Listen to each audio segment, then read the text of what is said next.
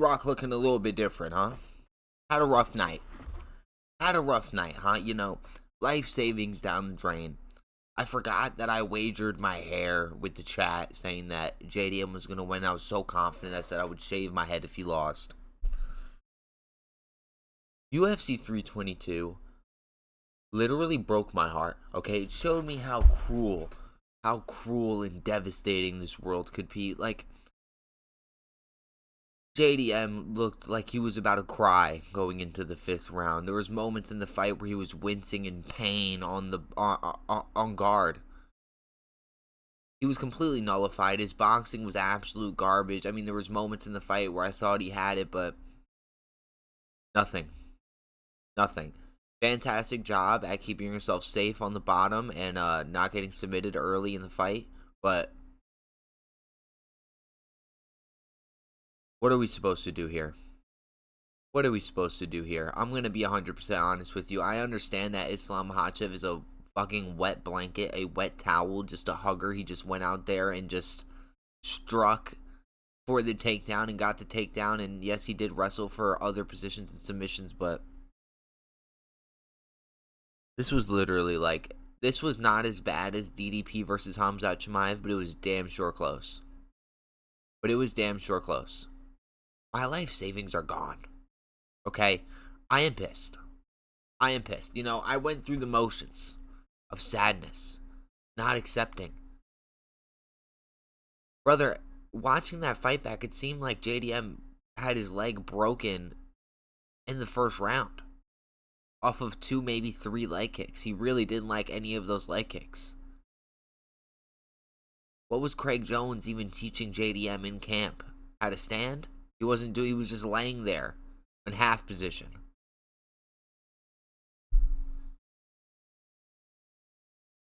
God. If you guys didn't see me shave my head on live, I posted the video on my YouTube channel, but please, man. I honestly don't even know what to say here. Islam Makhachev went up and got double champ status. I didn't see this coming from a mile away. He took Dustin Poirier to the 5th round. Yeah, he went tooth and nail with Jack. I mean, not even tooth and nail. He looks fine. Dustin. How good is Dustin? How hard does Dustin hit? Because Islam Makhachev looked like he got jumped by 15 dudes compared to what happened tonight. Islam was fine. Not a bruise on him. How good is Volkanovski, by the way? 25 minutes against Islam. Extremely competitive. Damaged Islam up. Bruised Islam. The only thing that was bruised in this fight was Jack's leg and his ego. In my bank account. Jack, man. Completely nullified. If you didn't know, if this is for whatever reason your first time hearing the results of what happened last night I'm recording this at 3:30 in the morning. Okay, I'm having a rough night. I'm having a little bit of a rough night. All right, 3:30 in the morning on Sunday. Jack Della Maddalena lost to Islam Makhachev. If you didn't know, okay, took him to a decision. 25 minutes of just holding. In dominant position. Very little ground and pound. Neither of them was hurt. The only thing that was hurt was JDM's leg. Again, Islam hit him like maybe... Oh my God. I honestly cannot believe this. We didn't see one beautiful high guard, takedown defense, sprawl, like little weird sprawls that JDM does. Very few long boxing combinations from JDM.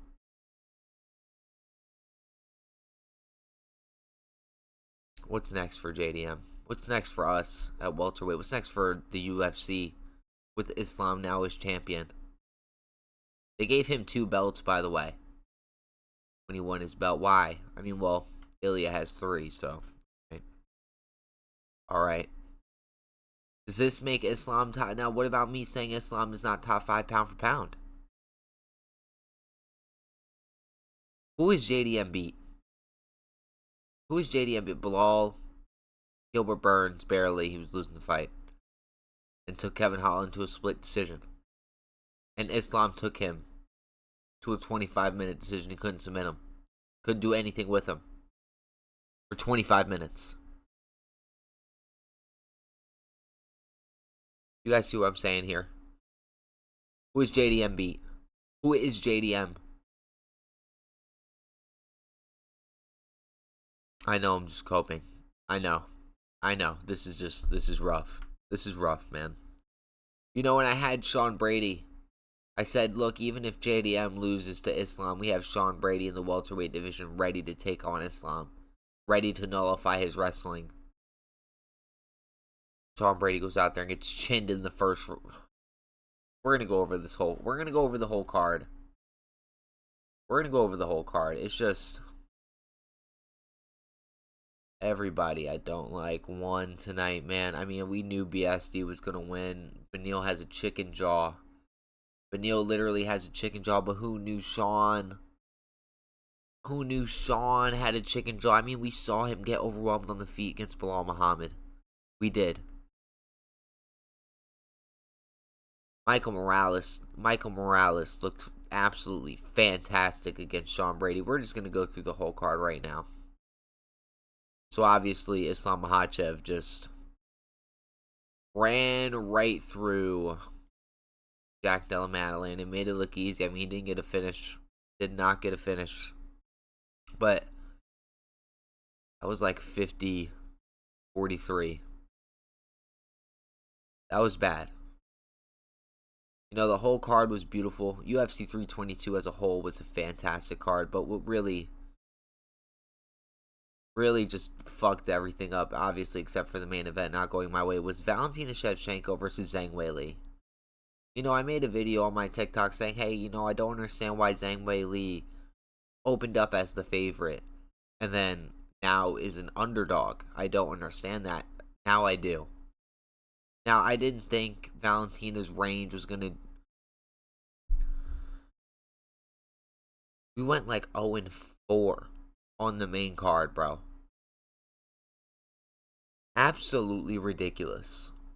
I mean, I know that there's weight classes for a reason, okay? But seeing what Valentina did to Zhang Weili, even though I was upset and I lost some money because I bet on Zhang Weili, I was like, this is exactly what's going to happen to Islam. Exactly. Obviously, the size difference wasn't the same.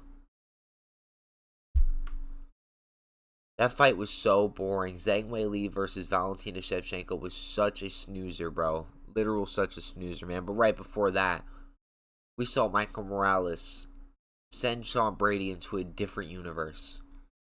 Michael Morales, the cosplaying, dyed-haired, super athletic fighter from Ecuador. I mean, I thought Sean had this in the bag. I thought all Sean had to do was take him down. He barely tried. He barely tried to take him down. He wanted to strike with him. He wanted to strike with somebody who is so rangy and so strong while you literally got overwhelmed and knocked out on the feet against Bilal Muhammad. It makes no sense. Whoever's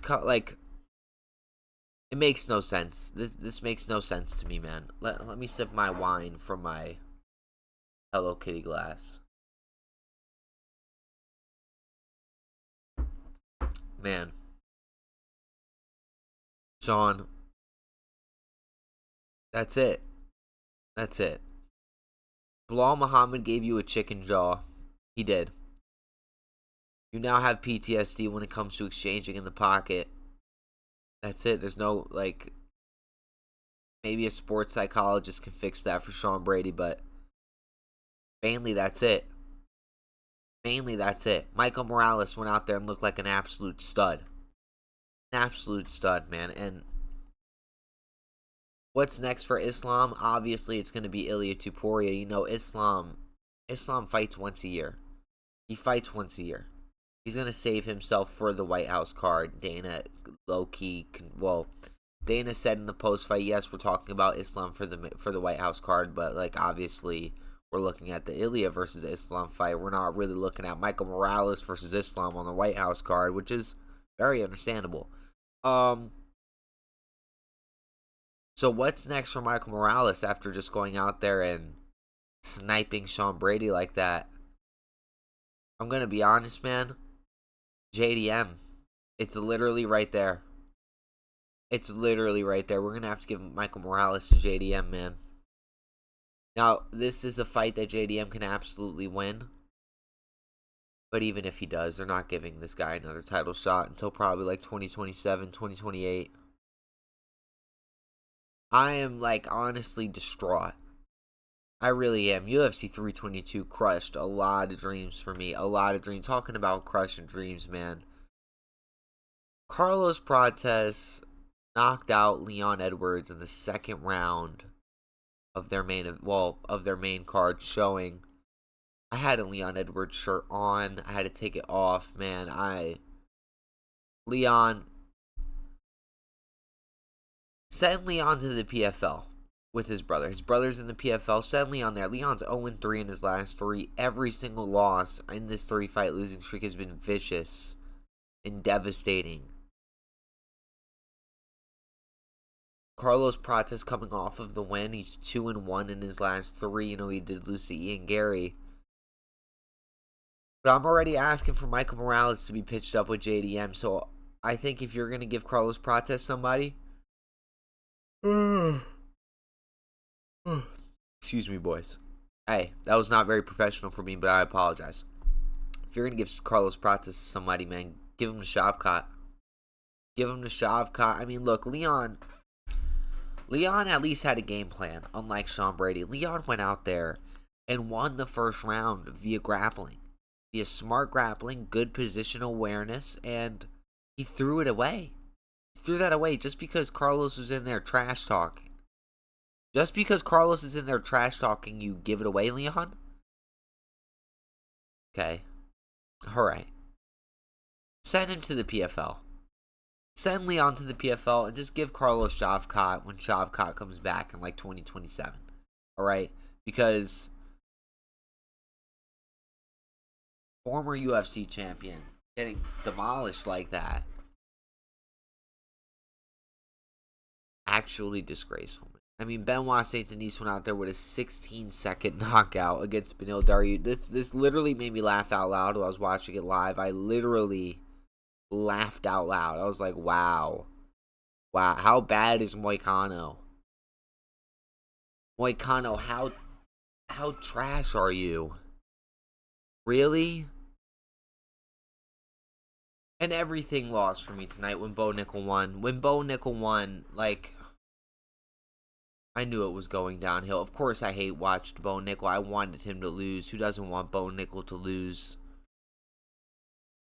The crowd was understanding me, too. The crowd was booing him. You know, he sucks. He's just annoying. He doesn't really know where he's at. But he went out there and Waylon Saeed the kid in the third round. Vicious head kick knockout. It was bad. It was bad, but it took you 15 minutes to do that to a can. 15 minutes to do that to a can. Can never be good enough for me, man. And Gregory Rodriguez went out there and handled Roman Kopylov like nothing we've ever seen before. Do not mess with Gregory Rodriguez. That is a scary dude. No idea how he makes 185, by the way. I would love a video to see how he cuts weight. Roman needs to be evaluated and more than likely cut. He did absolutely nothing his last 2 fights. I think he got his brain scrambled by Paulo Costa. All right. Tracy Cortez lost to Aaron Blanchfield. And I'm just like, all right. I honestly couldn't care less. I know that was like a thing. You know, everybody's like, oh, wow. You know, Tracy Cortez sucks. Tracy did beat Aaron Blanchfield in the regional scene. How do I know that? I don't know. I'm pretty sure they mentioned it on the broadcast. Ethan Irwing went out there on about 48 hours short notice to fight Malcolm Wallmaker and wins. 30-27 Malcolm Wallmaker. He almost put Malcolm down multiple times. He was aggressive, quick, nasty, confident in himself. Did I mention he fought 6 days ago? He made weight twice in the same week? This kid is different. If we're not signing Ethan Irwing, why are we signing Kai Asakouras? Alright? Give this dude a 4-fight contract. Now. That was amazing. Now, let's give him a ranked opponent. Fuck it. Give him Arnold down. Give him Arnold down. Who's Arnold gonna fight? Diego? Kyle Dukakis went out there and absolutely decimated GM3 Gerald Meerschaert. He stunned him really bad in the beginning of the fight. Obviously, the fight ends in 50 seconds, but he stuns him really bad. Has him literally sitting against the cage, like dazed and confused, not knowing where he is. And then Kyle just goes for the ninja choke. A little weird for me. In reality, I would have just KO'd him, but okay. But all right. Pat went out there, did his thing against Shepe. You know, I said that was a fight that was thrown in the air, but once Shepe got outed as having staff, I was like, yeah, no, we're going Big Pat. Big Pat has this in the bag, and he did. He looks fantastic in the grappling exchanges, one of the best grapplers in 145, and fuck it, just give him Mozavar. Just give this kid Mozavar. That was an absolute disgusting performance. If you watched, if I'm gonna be honest with you, if you sat there and watched Fatima Klein versus Angela Hill, you need help, like mentally. All right. Bagshnar Skyov minus 800 favorite, one of the heaviest favorites on this card, took Eric Moicano to the third round. Eric Moicano literally was acting vicious in that octagon. He was way bigger than him. He was doing his thing. Now, Bagshnar did not look like no minus 400, 600, 800 favorite. No, he didn't. Actually, he looked mid. Very mid. Very, very, very mid. And, boys, first fight of the night, they're going to cut Vyashkov. Look, Vyashkov is like 0-4 in his last 4.